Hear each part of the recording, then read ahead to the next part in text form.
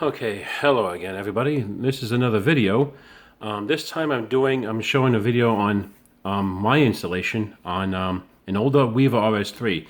I had this running before with Bluerail Dead Rail. This is a Bluerail Dead Rail board I got from Pete Steinmetz and Dave Ries, who also run a Dead Rail Facebook page, okay?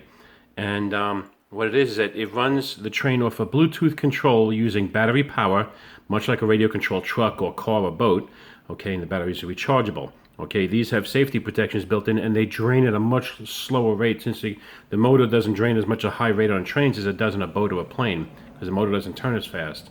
But this is showing how I did the installation. I made a nice perch for the Bluerail board right here, out of 60,000 styrene that I glued with strips in place on bottom side. It's also been notched out, as you can tell from it's notched out for the drive shaft from the motor, and it's got 3 screws holding it in place over here and here on the 3 of them, here and 2 on this side. All right, why? So you can remove it, so you can access the drivetrain components and the weights over here, so you can disassemble it.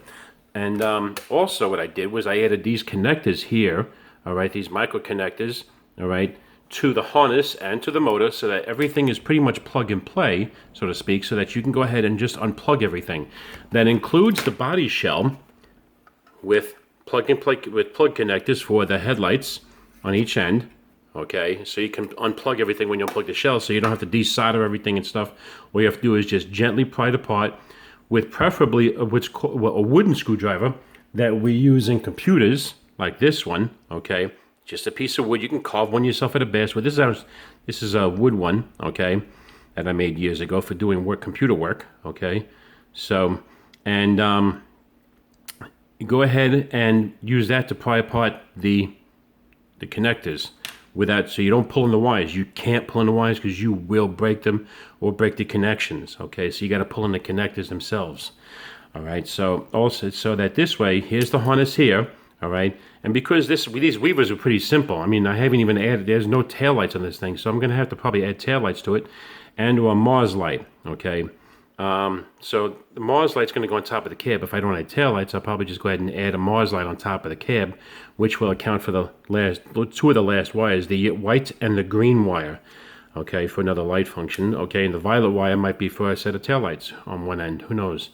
All right, but anyway, this is what I'm up to with the Bluerail installation and for this, and then I'm going to go ahead and add brass grab irons onto this. I've never done grab irons before, so I'll be cutting and soldering my own grab irons by hand. I just have to figure out the height and everything.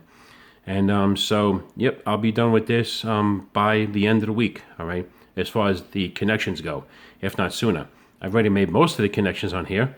If you have any questions or comments, just let me know. All right, and you see, there's the Bluerail board there sitting on double-sided tape, foam tape, okay? So that it can be removed also, because the double-sided tape keeps a little space away for the heat dissipation on the bottom, all right? And, it sits inside, and instead of gluing it to the hood like I had before inside the hood, now it's mounted all here. So the only wires are for the headlights and stuff that near can be unplugged. So this way, the whole thing can be disassembled and unplugged and everything inside of a minute or two for servicing or replacement. Okay. Anyway, hope you enjoyed the video. Have fun. If you have any questions or comments, just email me or message me. Bye-bye.